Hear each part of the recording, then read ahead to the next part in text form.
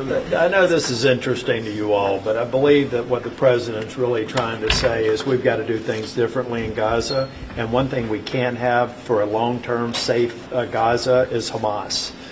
So I think he's right in suggesting that we need to have a clean slate. The reason I said a kink in the slinky, it may not work out the way he envisioned it or the way he discussed it at a press conference, but I think directionally he's on the right track, and we've got to eradicate Hamas. Hamas cannot be trusted. Trump's talking about this ridiculous Gaza plan because he's trying to change the conversation. I mean, we're not going to invade and occupy Gaza.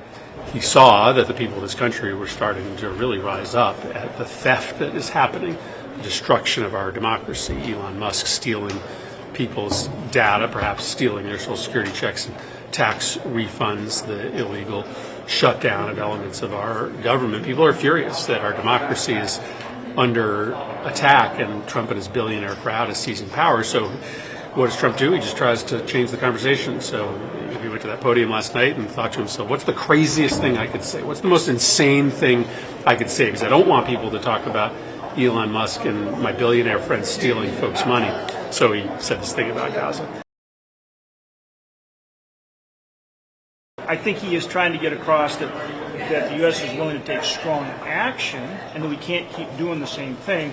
But I don't think it's to take over the Gaza Strip. I think it's to get a long-term solution and the idea of strong action and supporting our allies.